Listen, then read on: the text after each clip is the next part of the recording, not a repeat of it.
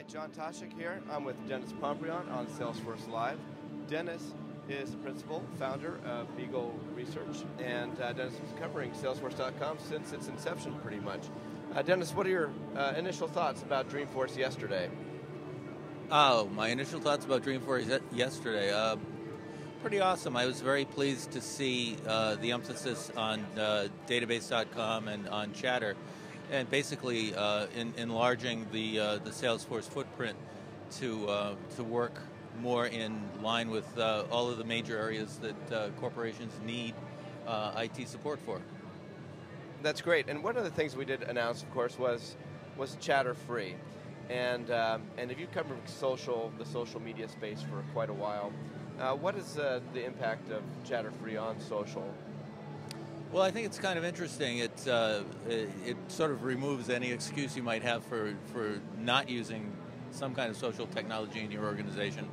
It gives you the ability to try it, see if it's right for you. I think you'll be fairly surprised and encouraged by the kinds of things that you can learn and find out and use a product like Chatter for. We often say that that collaboration removes barriers, glass ceilings between hierarchies in an organization. It flattens them. Are you finding that in your research? I am, although I have to say I take a different look at it. For me, what this kind of technology does is it enables an organization to realize a lot of hidden intellectual property within its walls. It's sort of like finding dark matter in the universe.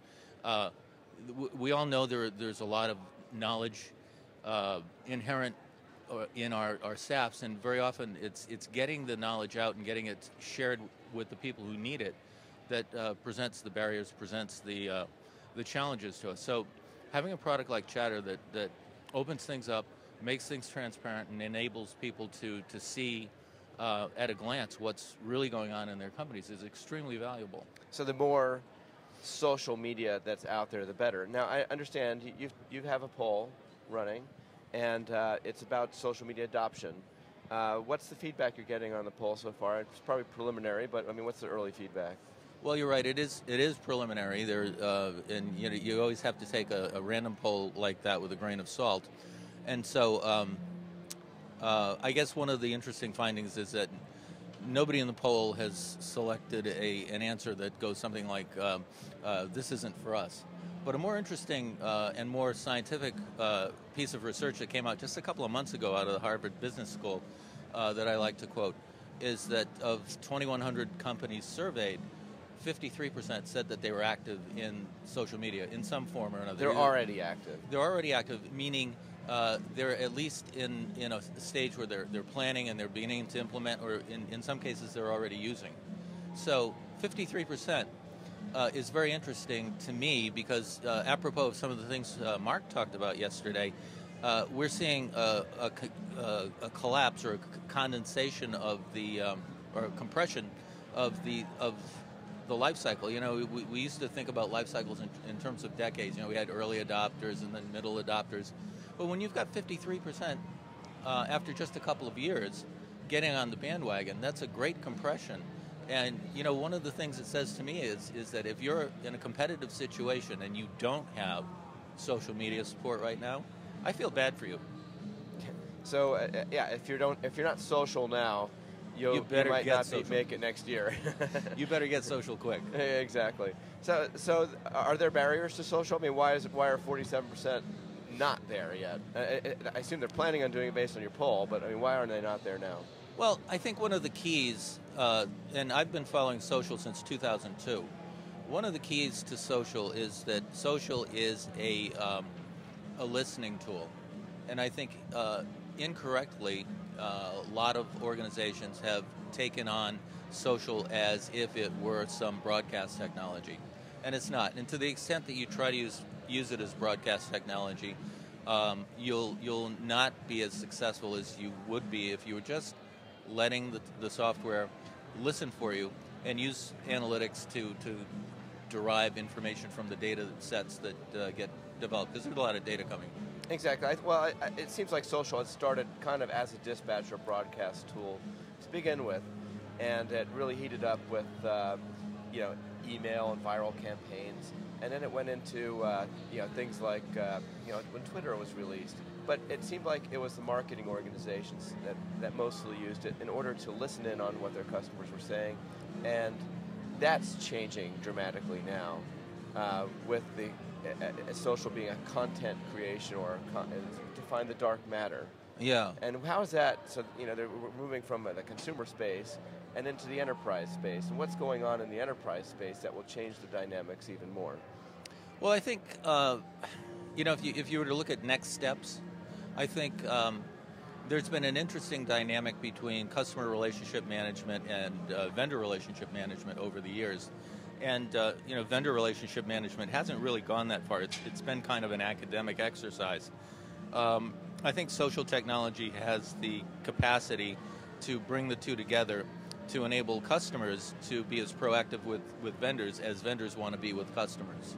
And I think that's big stuff. That is. What about inside the company itself and inside the enterprise? There's got to be some dynamics changing there. We see it ourselves at Salesforce.com as heavy users of our own technology of Chatter.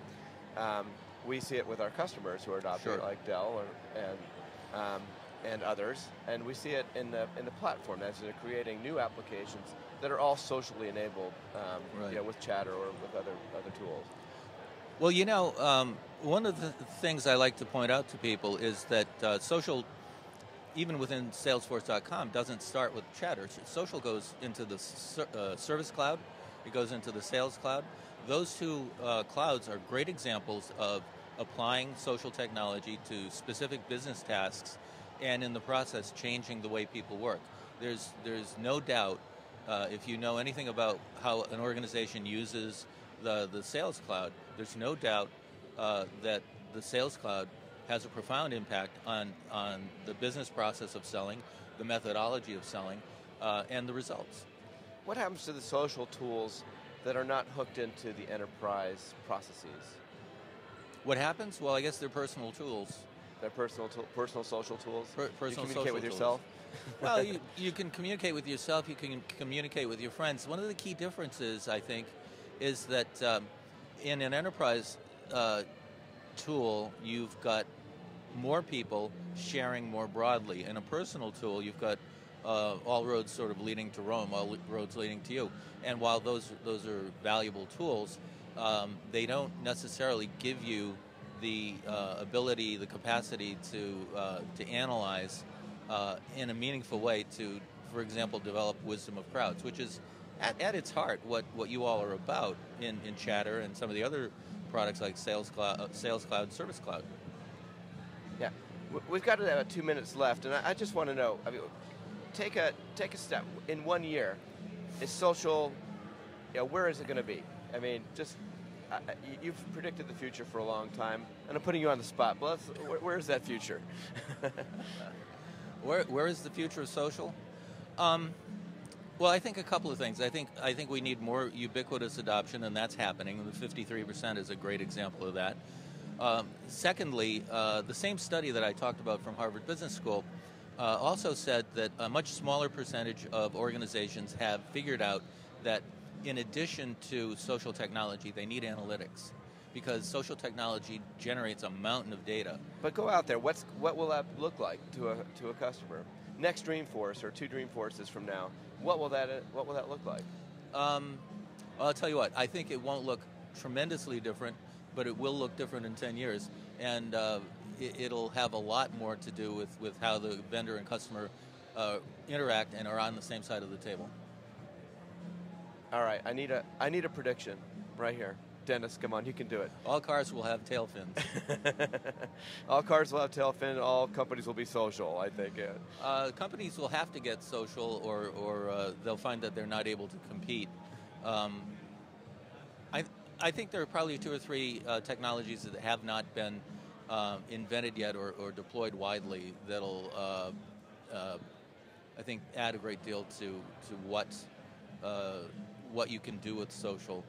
I think analytics would be one of those things, and I got to wait and see. I mean, I'm sorry. I don't have You've made so many predictions, but I mean, over the years, and I know it's easier to make predictions in writing, than it is right on Salesforce Live in front of the keynote where the energies are, coming in right before the keynote. But it's going to be a fantastic day. I think you'll hear more about social today. Great. And I'm interested in what you're going to find out. If you could have any, last minute advice, in 15-second advice, what would you tell customers now? It's all about the business process. Social is one of those things that's helping us get to the business process. We've got ubiquity or parity, rough parity in the marketplace when it comes to technology. It's now all about how you use the technology. Social and analytics, giving you information, gives you the edge you need to use the technology optimally in your business. It's a competitive edge. And with that, I'm here with Denis Pombriant. I'd like to direct everyone to the keynote, which will be starting shortly.